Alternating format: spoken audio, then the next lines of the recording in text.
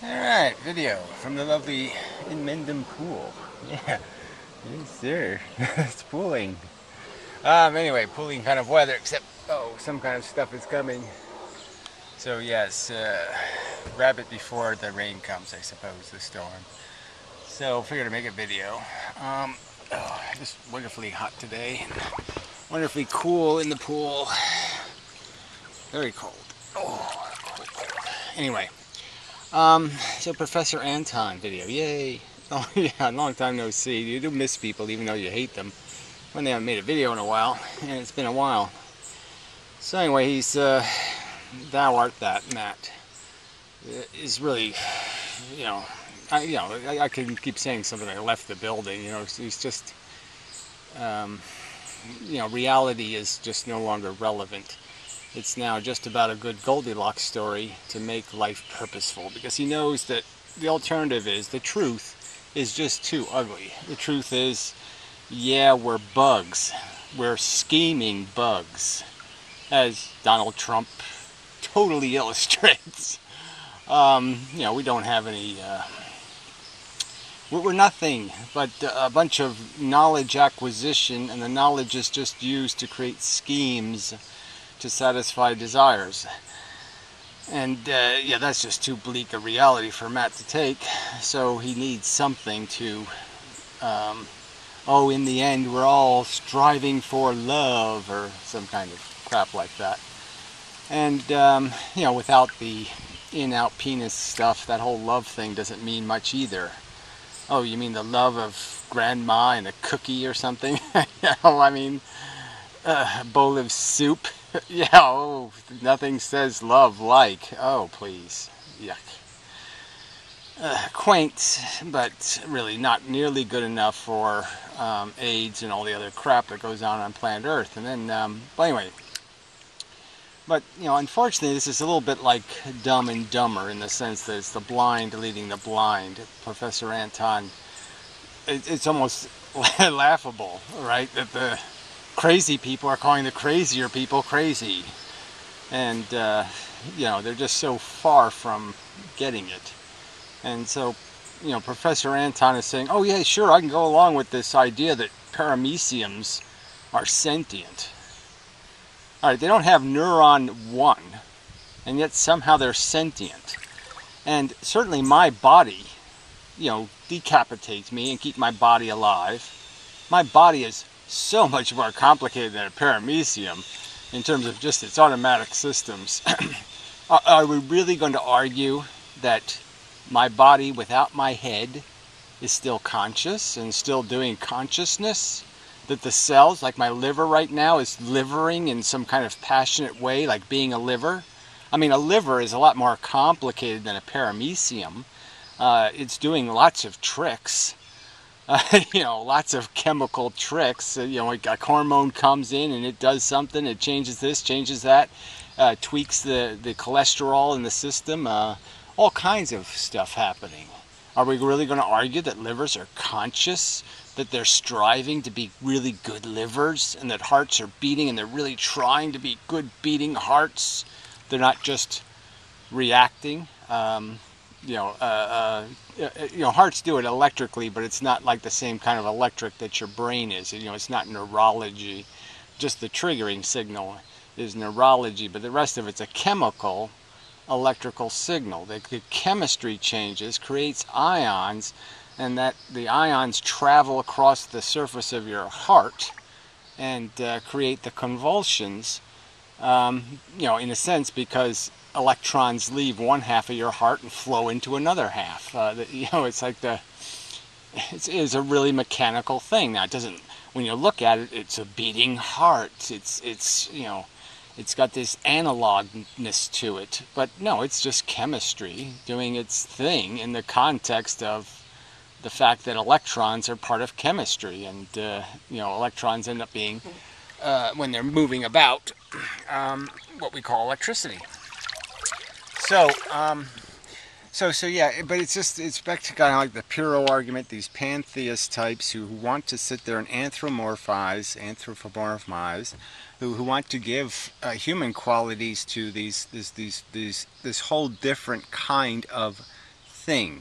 I mean, I've made this argument before, and I think it's just so important an argument, and I think that it's one of these axiom premise things that before we can have a conversation, a rational conversation, we have to understand that we can't use the same word to describe the life form that is a paramecium, the single-celled organism, versus the multi-celled organism, because they really are completely different. I'm not a living thing, I'm made of living things. I'm a byproduct of the socialization of living things. Living things in a community create a human being. It's a completely different, fundamental, elemental function. The function has nothing, there's no similarity between me and the cells. And the only thing that is at all that connects us to being alive is the fact that I have a slave set of cells, the spermazoa, that are, my genetic reproductive organ. But they're slaves to this body. They're not individual cells in the sense, because they don't have their own DNA. I mean, a sperm cell is a quite interesting thing as a life form because it doesn't fit in either category. Unlike a single-celled organism, it doesn't have any of its own DNA. It's not evolving. And it's just a carrier life form. It's a complete zombie life form. I mean, it can't be called either one. It's neither a single-cell organism, nor is it obviously a complex multicellular organism. It's neither one. It's not even a life form, technically. But do sperm have feelings? Do they think about, do they want, do they desire? Are we really going to have a conversation about these kinds of events when we know these events only happen in working brains? That when I turn the brain off, those events cease to take place. Even when you go to sleep, sometimes you don't dream. There's no events taking place. There's no consciousness. There's none of this nonsense. It's just nonsense to say there's motivation and intent in some sort of conscious form, in some sort of sensate form in these organisms. They don't have the necessary neurology. You have to have neurology to be a frickin' thinking, feeling thing. And it's just such bad science. It's so contrary to every single piece of evidence that has been, all the biological evidence that has been gleaned over the years. It is just nonsense to sit there and say, well, parameciums do this and they do that. Yes, there's chemicals that react to the environment and they will behave because of that. But their behavior is crude. They do not learn. The only microorganisms that show any kind of learning, it's generational learning. You're changing the DNA, you're changing the physical chemistry. The new breed will behave differently. It's like a hybrid flower. It's a different flower. You've hybridized it. So yes, you can hybridize single-cell organisms and you can create subspecies, so to speak, or subphyla of their form. But you haven't made them thinking things, you haven't made them feeling things, you haven't made them learning things. They're just machines. They're robots. And fundamentally we are too, except our robotics is built on this concept of these two brains. Again, this is a fact. I don't think this has to be established as a premise fact. I think if you're going to understand anything about our reality, you sort of have to understand that your brain is two brains. One brain's creating your feeling problem. It's seeing things in the world, identifying them as a problem, and then creating a sensation commensurate to the severity of the problem. And by creating that feeling, it's making an external problem an internal problem. It's making it a problem needing resolution because it's making it personal. And then your thinking brain strategizes a solution to the problem. Fire, kitten, stop fire from burning kitten, blah, blah, blah. But that's what's happening. We feel, and then that creates a problem for us that we have to solve. That's what hunger is. That's what horny is. All these things are just biological reflexes that we know why they exist, because they're compelling behavior that is in the interest of the survivability of the organism in its natural state. We don't live in a natural state anymore, so all this is quite fucked up. But regardless, we know where it comes from. We know why we have these desires. We know why we're competitive. We know because that's what it takes to create mega-organisms. That's what it takes to create survivors. I mean, you can't have this conversation on this frivolous, unicorn, sissified, fairy-taled description of reality. You have to deal with the reality. It's a bug planet, primarily. It's primarily a bug fucking planet. And yes, we're doing our little fancy pinky out sipping tea and having conversations about, whether, Great Britain should leave the Union or some other kind of bullshit, and trying to sleep with somebody else's wife and all that kind of crap. But this has nothing to do, it doesn't change the fact that this is a bug planet, littered with them. Zillions and zillions right in this backyard today. How many bug lives began and ended? That's what the planet is. And this pretense that we're doing something so above and beyond, in a sense, the consciousness, I would concede, is a hugely significant event, sensations and feelings. But we didn't invent them. They existed before we got here. And they exist in organisms with neurology. That's why the brain is there. That's why it consumes energy, is because it's an organ and it's vital to the function of the organism. That's why it's protected usually behind a skull and hardware and all the rest of it. It's a vital organ. You people are negating the existence. We have 100 billion neurons, and you're basically saying they're irrelevant because, gee, all I need to do is stick some parameciums in my head and all of a sudden I'm conscious. All of a sudden I have an agenda. I want and I desire and I strive and I strategize. No, you don't. They're frickin' machines. They're dishwashers. I mean, dishwashers do things. They go through cycles, because the little timer runs and it does this cycle. It doesn't learn. The washing machine doesn't learn. The refrigerator doesn't learn. They are not sentient beings. Sentience exists because it enables an organism to learn, to recognize patterns in the environment, to emotionally react, and then to solve the emotional problem. To gain a sense of fear or dread, to fight or flight, to get angry as hell, and I'm not going to take it anymore, or to be scared as fuck and run like shit. Loose shit. But that's the game. There's no other game here. And having this conversation with this premise has to be, I mean, one side has to win or lose, but you can't really have a rational conversation if you really don't understand the foundation of our existence, where the fuck we came from. We came from the green slime. It's billions of years of evolution. Dinosaurs are, they're not our direct ancestors, but kind of a big, ugly salamandery thing was. We came out of the frickin' sea. We were fish, for fuck's sake.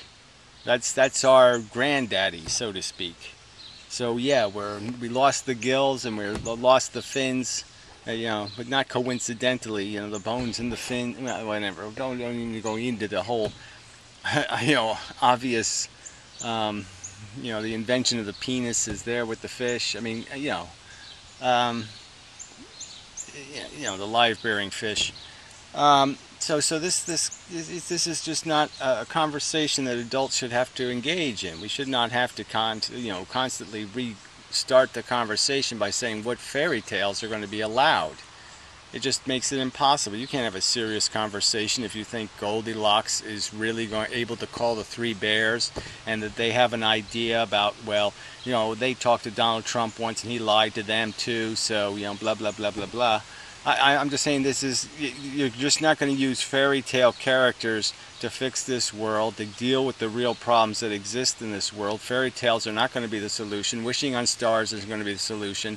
And pretending that there's something magical going on here is just ludicrous. These are all machines. We're a machine also, but our machine is more complicated in the sense that it's two machines. Our brain is of two minds. The mind creating problems, realizing their existence, and the mind reacting to the problem internally created by the problematic emotional responses, the feelings. And that's it. And that's got to be the start of your conversation about what we're doing here.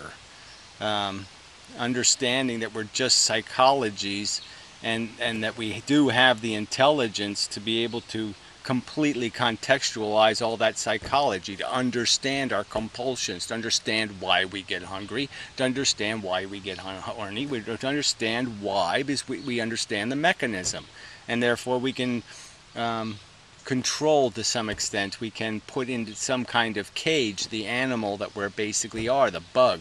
We can cage the bug, and we can restrain the monkey. We can appropriately leash our impulses, and actually be intellectual. And instead, I'm not saying actually intellectual in the sense that you take all your joy out of life. I just mean when you're going to have a philosophical conversation, you don't do it in some sort of emotional Puss in Boots narrative. You don't do it with some sort of Cinderella notions about reality as the premise for the conversation. It's just a complete intellectual a rape. It's a rape of our knowledge. It's just a disgusting abuse, of the truth. Thunder and such. Really though, it stayed quite lovely, right? Didn't really rain on me, so the sun's bright. Actually, it's hot. So I don't know if there's anything much. I haven't watched all of Professor Anton's video. I'm only halfway through it, but I mean, that concession that he makes in the beginning, like I said, he's trying to argue Matt out of being absolutely silly, which is good.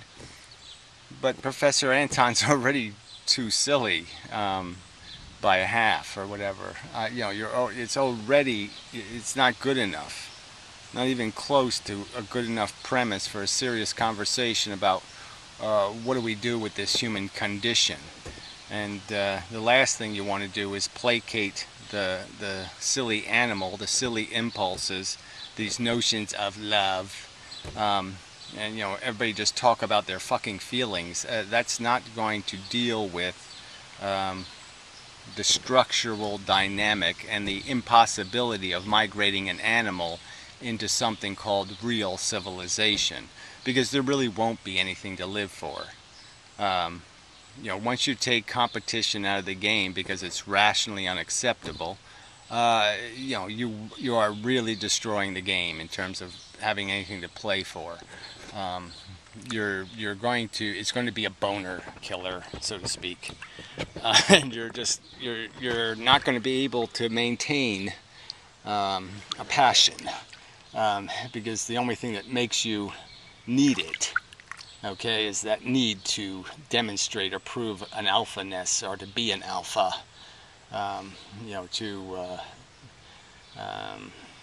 It is a completely Freudian psychology, in that it's being preyed on by the advertising media forever. I mean, since they figured it out in the 40s, thanks to Freud, that yes, you can just game this animal with his competitive psychology, and you can make him keep up with the Joneses. You can make him behave by throwing a few images and pictures in his face, and they will trigger a need to, they'll trigger the appropriate animalistic reaction of playing the game, the competition. So anyway, I think that's probably enough of a video. Yes, it really is.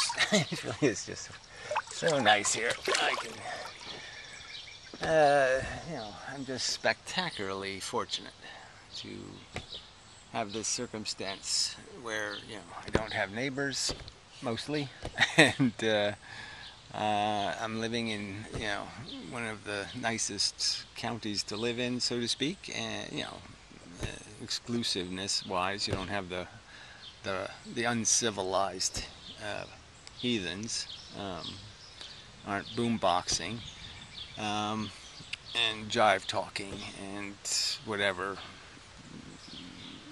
making the usual stinks and noises that the slobs make, and the yobs.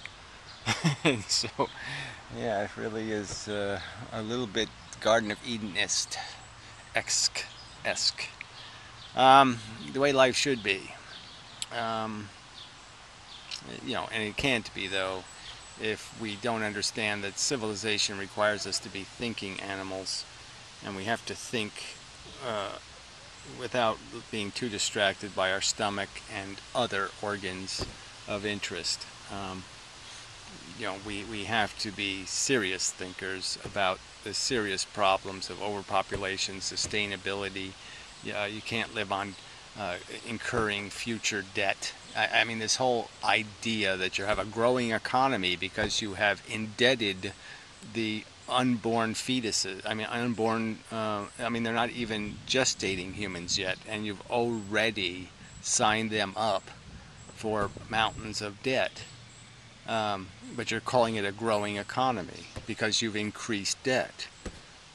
You know, this kind of imbecilic nonsense isn't going to stop until there is some sort of discipline in how people use facts, use their knowledge, use information. And if you're going to keep cheating, and if you're going to keep coming up with fairy tales and invisible hands and all kinds of nonsense that are going to come to the rescue, well, then you're going to doom the sentient humans to a disaster, failure. And failure not in the sense of extinction, because that's inevitable, but failure in the sense of a bad extinction, a sloppy death. You know, we can do this dance gracefully. We can exit stage left in a graceful way with our boots on, so to speak, or we can go out looking like Dumb and Dumber, looking like imbeciles, you know, who can't figure out not to shit in their drinking water. Alright, that's enough of a rant now, I think. Yes, I think I made the point. So I'll watch the related video. I just haven't done that yet, but, you know, the woo video, that's the subject of this. Some silly person and his silly little woo philosophy about how atoms want to get to the singularity or something, and, you know, all this, just this absolute nonsense. Just horrible nonsense. It's everywhere. I mean, I'm seeing with the physics thing. It's just everybody just keeps reaching for the answer that's prettiest, fanciest, got as much glitter on it, is you know, it's like a lava lamp or something. It's doing something. They don't want the damn truth. And I understand, just because the truth is so fucking ugly. But I mean, how can you rape intelligence like that? How can you be so insulting to the 10,000 years of people struggling to understand?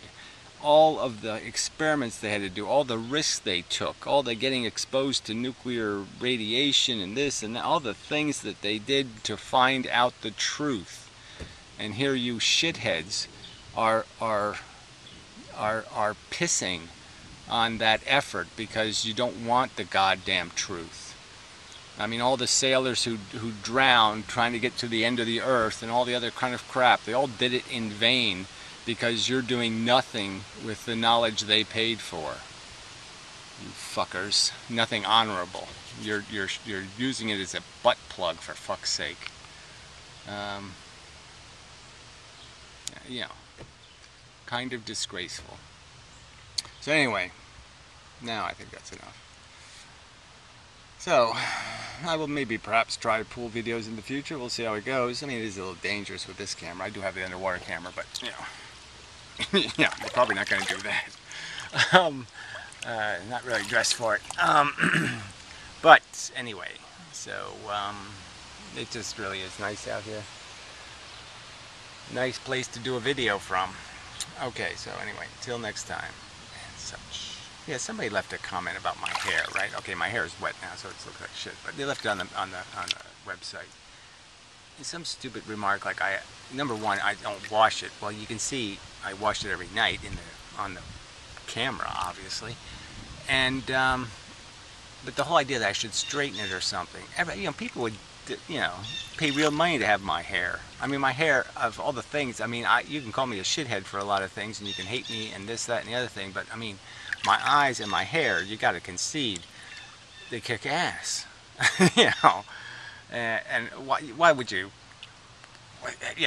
it's like gilding the lily. Why would you freaking straighten this kind of hair? I mean, that's a sin. Yeah, that's what that is. What a horrible idea. No point in having the hair if you're going to do that. If you're going to sit there and control it and break it and turn it into girl hair. I mean, for fuck's sake. Anyway. But anyway, people are just such assholes. So anyway, till the next time. Is this still working? Yeah, it is. Yeah, I can't see the light on this camera. But anyway, alright, so till the next time. And such.